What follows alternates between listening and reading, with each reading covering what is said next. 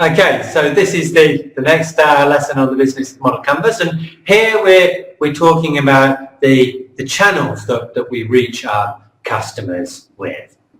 So the first set of questions that we need to ask when we start thinking about the channels is how do our customers want to be reached? Yeah, and how are we reaching them now? Now, what we mean by channels is all the different ways that we can go out and that customers can find out that we exist. In startup lands, I think there are about 19 standard traction channels that cover everything from direct sales, having people going out and doing sales, to PR, to pay-per-click advertising, to adverts in magazines and on billboards, to having one-to-one consultations and webinars. All these are different channels that we can reach people.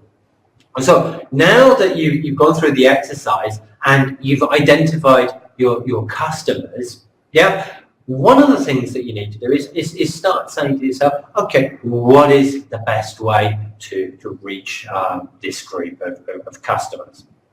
Yeah, and that's one part of the question. The other part of the question is, how do they want to be reached? Now, the obvious thing to do is think about, okay, where do they hang out? Where do they like being? Where do they talk about your product or service or your competitors' product or service, and focus on the same channels? And that's a great way to do it, because you then already have an audience in the right place. If you choose a channel that they don't tend to use very much, you've then got quite a lot of an uphill battle to actually get people to start using that channel, and that uses up more of your time and effort and resources. So very much the way that we look at channels is to say, okay, so out of the 19 or 20 so generic channels, yes, which are the best two or three? Yeah, so if you try and spread yourself over lots and lots of different channels, yeah, you only put a little bit of resources, a little bit of effort into each, and as a result, everything gets diluted and you don't have very much impact. But by focusing on 2 or 3, like the point of a spear, you can punch through resistance and have a much larger impact. So what would I do when I'm growth hacking for customers is identify the 2 or 3 best channels that are most likely to succeed, and then within those channels, then sort of look at more opportunities. So, for example, if a customer was very interested in online communities, because people tend to talk about their type of product or service a great deal, some of the go-to places to start thinking about this would be, say, somewhere like Quora or Reddit, which are a large general question and answer sites, and then there will be a lot more very specific community-based forums where you can go in and have a look, and that's how you really look at your channels. And you need to also think about which channel is going to work best. So I mentioned Quora a few minutes ago. Quora is brilliant. I think it has 50 million visitors a month, so it's one of the largest websites in the world. The truth is, though, that it's great for entrepreneurial topics, it's great for fairly geeky and intellectual topics. It's not great for, say, consumer electronics, even though it covers those to a certain amount. So if you're putting a lot of effort into Quora, you may not get the returns that you're expecting.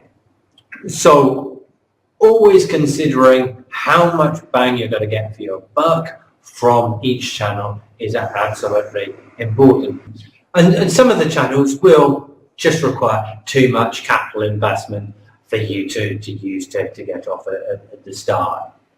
So, for example, for many small bootstrapping startups, some ideas of engineering as marketing, where you're developing products to give away to get interest, can cost $5,000 or $10,000 to do the engineering, and if it doesn't work, then you haven't got a lot to show for your money.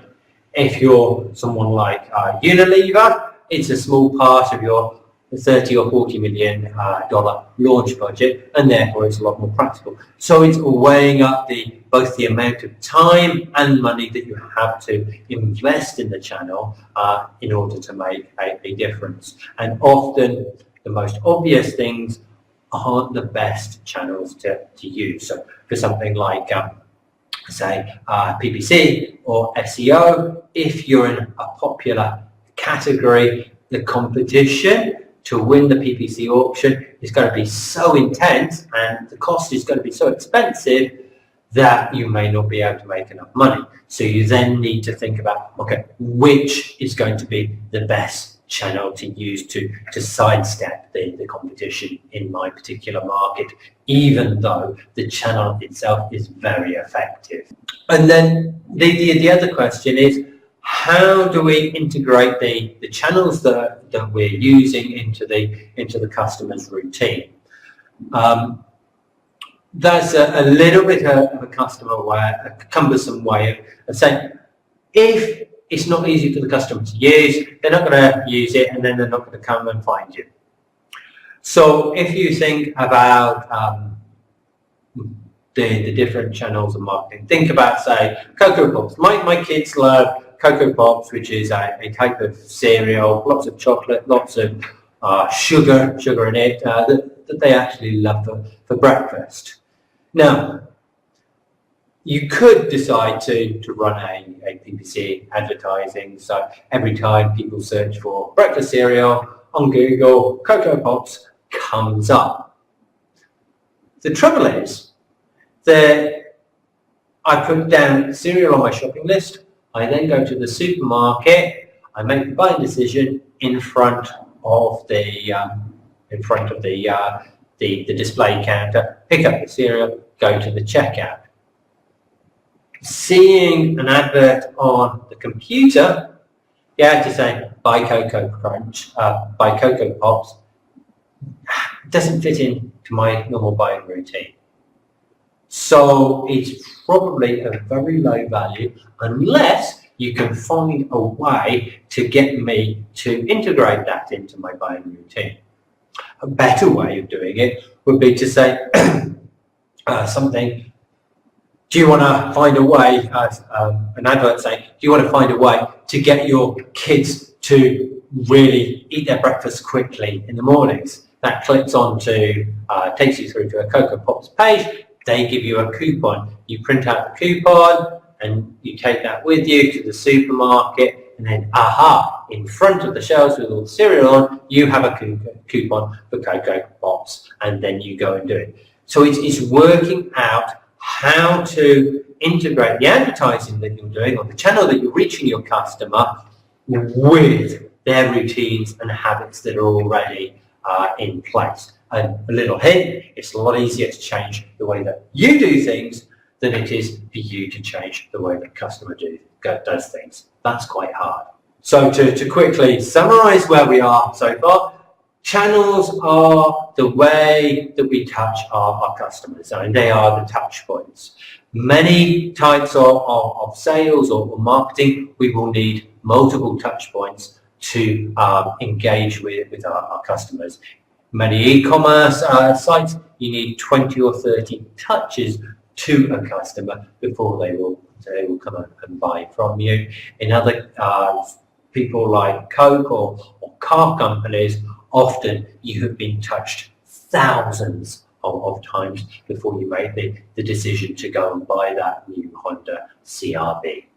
So channels do a number of things for you. The first and probably the most important one is they raise awareness amongst customers of your value proposition and what the value proposition can do for them.